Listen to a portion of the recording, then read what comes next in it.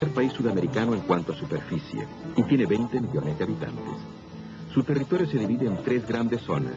La situada al este de los Andes, rica en precipitaciones, con densas selvas que se extienden hasta la cuenca occidental del Amazonas. La zona montañosa de las cordilleras y la zona desértica, seca en la costa, con oasis cultivados en los valles fluviales. En tiempos pasados vivían aquí los Chimú, un pueblo que cuenta entre las culturas precolombinas más importantes.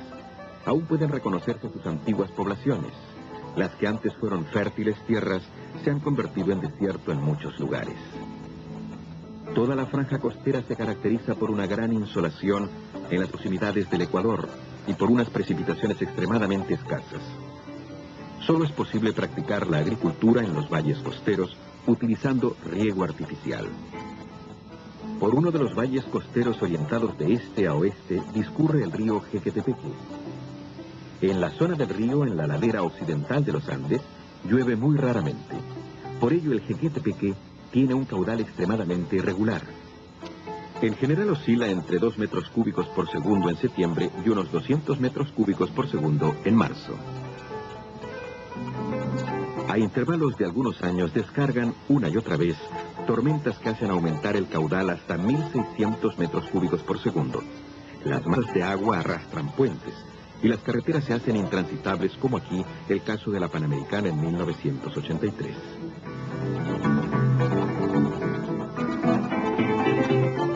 Cuando se ha retirado la inundación, las semillas germinan en el suelo y el desierto reverdece en corto tiempo. Principalmente se cultiva arroz y también maíz, caña de azúcar y alfalfa. La técnica de cultivo ha cambiado muy poco. Tan solo en la cosecha ayudan hoy en día máquinas modernas en algunos lugares.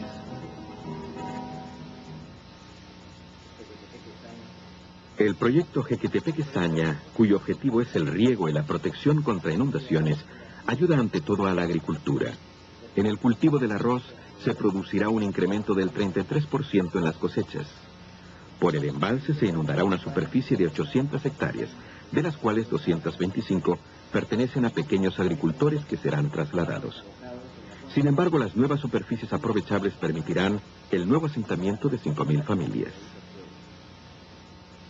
En marzo de 1981 se otorgó la orden para la construcción de la presa de Gallito Ciego a la Asociación Temporal Züblin Weiss und Freitag o la Echea Tizón Villasol, bajo la dirección de Züblin. Para las obras se recibió un aporte financiero decisivo de la República Federal de Alemania. El proyecto Jequetepeque-Saña, con la presa de Gallito Ciego, mejora el regadío en una zona de unas 50.000 hectáreas y hará posible el aprovechamiento agrícola de otras 15.000 aproximadamente. La presa, construida entre 1981 y 1987, es de tierra y tiene una altura de 102 metros, una coronación de 780 metros de longitud y un volumen rellenado de aproximadamente 14 millones de metros cúbicos. Las obras accesorias incluyen un túnel de desvío con las correspondientes construcciones de entrada y salida, así como en la margen derecha un aliviadero de crecidas. En la primera fase de las obras, el río fue desviado a la parte oriental del valle mediante una ataguía. Pudo comenzarse con la construcción de la presa en la parte occidental. Y en la ladera del lado oeste se construyeron el túnel de desvío, el canal de desvío y la estructura de salida. En la segunda fase de las obras, las aguas del Jequetepeque fueron desviadas por el túnel. Ahora pudo comenzarse también con la construcción de la presa en el lado oriental. Antes del comienzo de la fase de avenidas, la presa tuvo que haber alcanzado una altura de unos 20 metros. En la tercera fase, se terminó la construcción de la presa, incluido el aliviadero de crecidas. Se realizaron las construcciones hidráulicas de acero y pudo comenzar el llenado inicial. Cuando el embalse alcanza una altura de unos 30 metros sobre el fondo del valle, el agua fluye al túnel de desvío por el pique de entrada. El subsuelo del valle está formado por depósitos aluviales de hasta 20 metros de espesor. En su mayor parte se utilizaron como relleno para la presa. La presa tiene un núcleo de material impermeable de unos 15 metros de ancho en la coronación y unos 50 metros en la base. Este núcleo se adosa a un muro diafragma de hormigón armado de 1 metro de espesor y una profundidad máxima de 26 metros, empotrado a todo lo ancho del valle en el subsuelo de grava, como diafragma de impermeabilización para evitar la socavación. Tanto en el fondo como en los flancos del valle se obturaron mediante inyecciones de cemento las cavidades existentes en la roca. A ambos lados del núcleo de la presa empalma una zona de transición que en la base tiene unos 35 metros de ancho y adosado a ello, hacia el exterior, está el espaldón, con una anchura en la base de unos 200 metros respectivamente. Para alojar al personal supervisor y a los especialistas europeos con sus familias, se estableció un campamento en las proximidades del lugar de las obras. Una de las inversiones más importantes para la construcción de una presa son los vehículos destinados al transporte del material de relleno. En el Perú, prestaron servicio 37 volquetes Tolva Euclid de 50 toneladas de carga útil cada uno. En 1982 se realizaron los trabajos para el muro diafragma. El programa elaborado originalmente para estas obras tuvo que modificarse debido a las difíciles características del suelo. Los 10 metros superiores del muro se construyeron entre encofrados, con excavación de zanja abierta. Como muro diafragma, quedaron luego tan solo los 5 a 15 metros inferiores. Debido a la presencia de grandes piedras y cantos rodados en el suelo, la cuchara de mordazas tuvo que ser ayudada frecuentemente en su trabajo por un trépano de caída de 12 toneladas. El esquema muestra la sistemática seguida en la construcción. Primero se excava una llamada lámina primaria y la cavidad se rellena con suspensión de bentonita. Seguidamente se excava una segunda lámina primaria. La primera lámina, en la que previamente se ha montado una armadura, se rellena al mismo tiempo con hormigón. Este desplaza la suspensión de bentonita que servía de apoyo al suelo. A continuación se excava una lámina secundaria. Simultáneamente se procede al hormigonado de la segunda lámina primaria. Por último, se rellena de hormigón la lámina secundaria provista de la armadura, con lo que se prolonga el muro continuo.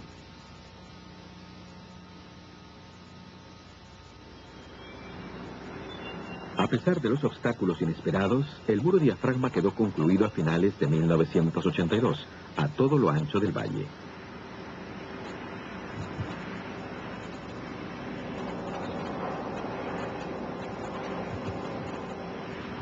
En el flanco derecho del valle está situada la entrada del túnel de desvío, por el cual se evacúa más tarde toda el agua. La roca es arenisca con cuarcita, así como caliza y diorita.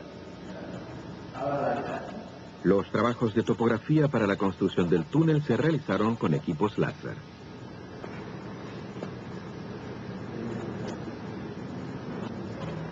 La excavación se efectuó por voladura y luego se procedió a la protección con hormigón proyectado.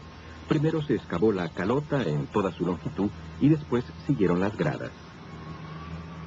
El pique vertical forma más tarde el pique de entrada del agua. La longitud total del túnel es de 670 metros. En la salida del túnel está en construcción la poza disipadora, que sirve para eliminar la energía del agua saliente. Aquí, en la base de la presa, inmediatamente junto al muro de hormigón y al muro diafragma, se vierte el material del núcleo, un material fino, arcilloso y limoso, fácil de estanqueizar. En el fondo se tendió además una estera de vellón, cuyo fin es evitar una mezcla con el material que forma el lecho del río.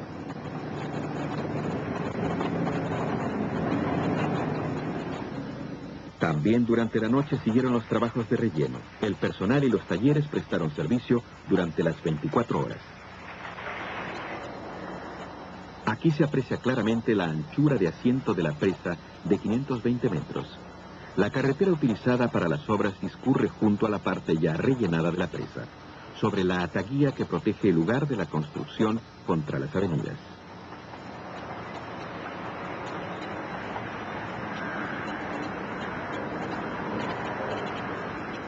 El relleno aterrazado de la presa alcanza ya una altura de 30 metros.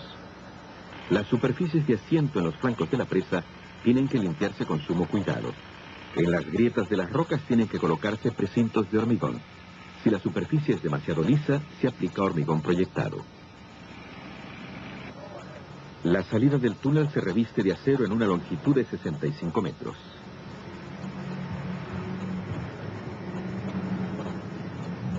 Las secciones de tubo de 7,5 metros de longitud, con un espesor de pared de 30 milímetros, se introducen en el túnel y se sueldan entre sí. Las cavidades que quedan entre el tubo y la roca se rellenan de hormigón. En el resto del túnel se construye una solera de hormigón armado.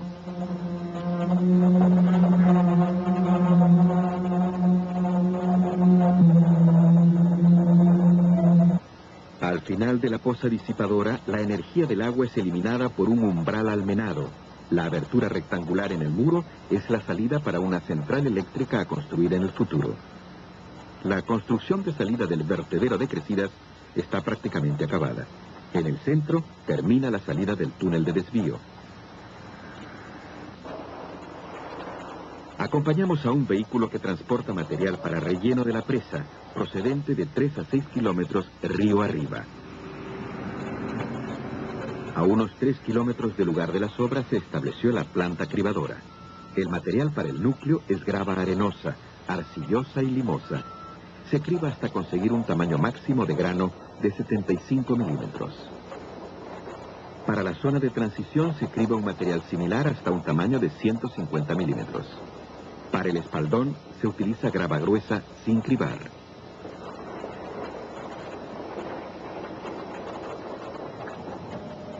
El desarrollo de las obras se coordinó con un sistema de proceso de datos. Cada 2 semanas es día de pago. El pago de los salarios es más dificultoso de lo normal.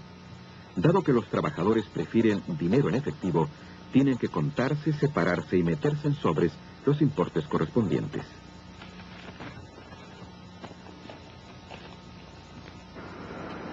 Para rellenar esta presa, los camiones transportadores de la tierra tuvieron que realizar más de 500.000 viajes. El grado óptimo de compactación depende de la forma de apisonado, de las características del suelo, de la composición granulométrica y del contenido del agua.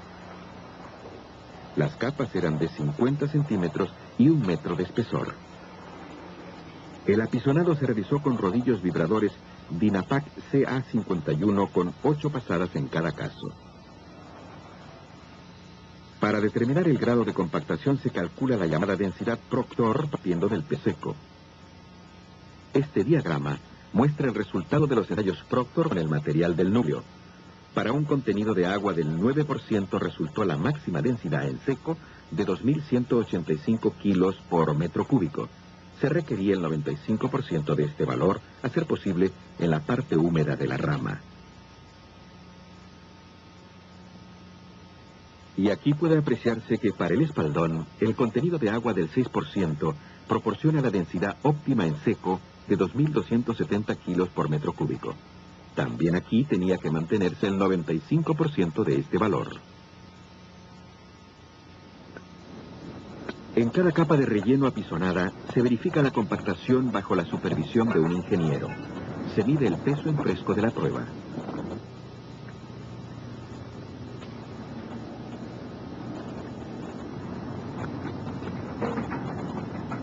Con el volumen averiguado por relleno con agua, puede obtenerse entonces el peso específico y así indirectamente el grado de compactación conseguido.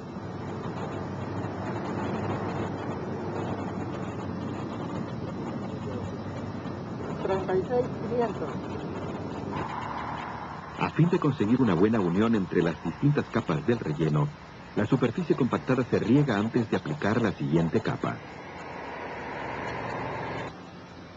Aquí se aprecia claramente el material amarillento que forma el núcleo limoso, así como el material gris del cuerpo de apoyo. En septiembre de 1984 se había rellenado prácticamente un tercio del volumen de la presa.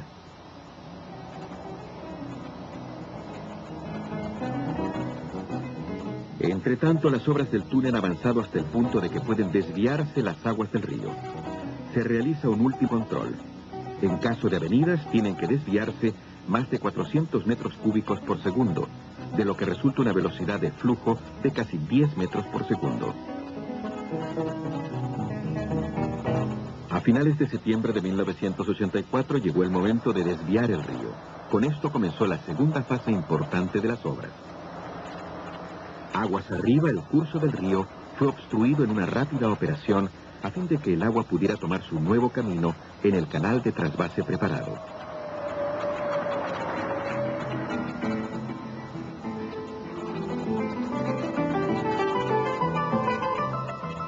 El personal de las obras observa con expectación este paso decisivo.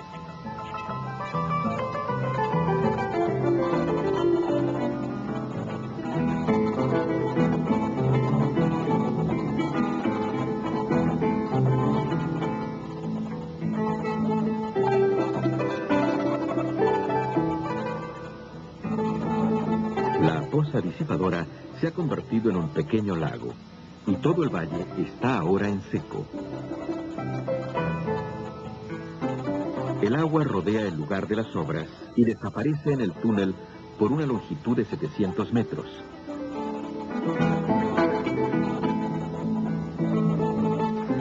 El campamento se ha convertido entre tanto en un verde oasis de flora exuberante. Su piscina goza de gran popularidad, ya que es la única en muchos kilómetros a la redonda. Y en el campo de deportes se celebran competiciones incluso a la luz de los focos. También el flanco oriental de la presa se limpió cuidadosamente para conseguir un enlace limpio entre la presa y el subsuelo. El material de relleno limoso se deposita en capas de 50 centímetros de espesor y se compacta con placas vibradoras. En este lugar se aplicó a la roca hormigón proyectado para conseguir una buena unión. Los dispositivos de medición instalados en la presa son muy importantes para vigilar la obra. Tanto durante la fase de construcción como más tarde, permiten averiguar los siguientes valores: asentamientos, desplazamientos horizontales, presión del suelo y presión del agua en los poros. La presa se divide en planos horizontales, en cada uno de los cuales se mide en 7 puntos, separados unos 100 metros entre sí. También se mide en sentido vertical, en 5 planos, a intervalos de 25 metros aproximadamente. Los tubos para las mediciones del asentamiento se elevaron hasta la coronación de la presa. Todos los cables de medición van a parar a centros de medida situados en la parte exterior del talud de la presa. Para el caso en que se produzca una avenida estando completamente lleno el embalse, se ha previsto un vertedero de crecidas construido sobre el suelo. Aquí se está hormigonando la construcción de entrada. Por encima de la entrada del vertedero de crecidas se ha tendido un puente de hormigón armado de 6 sectores para la calzada que lleva a la coronación de la presa. El agua cae por esta pared rocosa y fluye por la rápida, es decir, por un canal de descarga construido en la roca por voladura y que desemboca en la poza disipadora por encima de la salida del túnel. Aquí se está hormigonando el fondo del canal.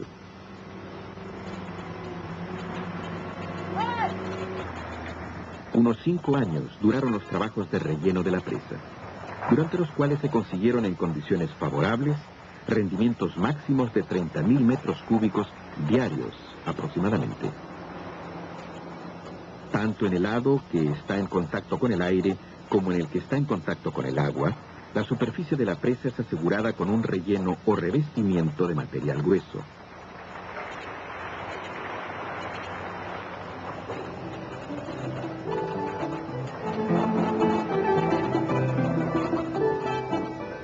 A finales de 1987 quedaron concluidos todos los trabajos de relleno y pavimentado, así como el hormigonado y las construcciones hidráulicas de acero. En la primavera de 1988 pudo hacerse entrega de la obra en su estado definitivo.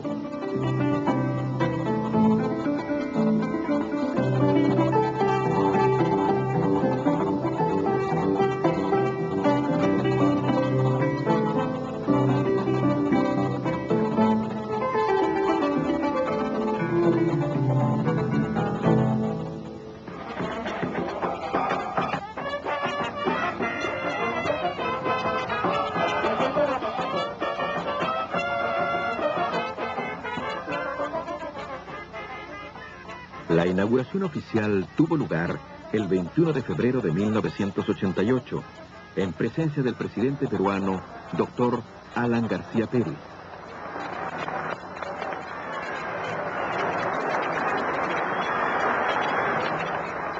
Por parte alemana acudió al acto el ministro de Cooperación Económica, Hans Klein, ya que la cooperación alemana contribuyó esencialmente a la realización del proyecto.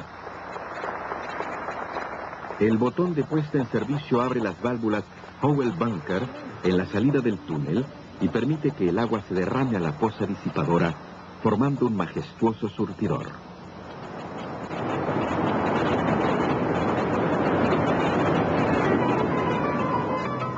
El embalse de Jequetepeque permite que a partir de 1988 se riegue con regularidad y suficientemente una zona de 65.000 hectáreas dedicada al uso agrícola.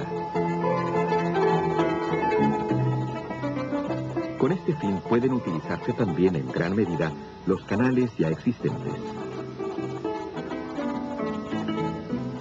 El desierto se convierte de nuevo en tierras cultivadas. Y en el futuro ya no se repetirán las inundaciones antes tan frecuentes.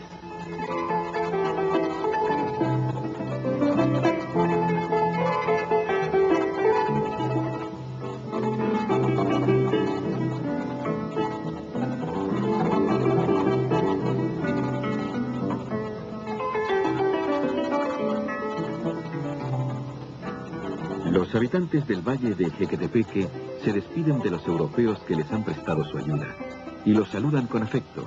Adiós y auf Wiedersehen.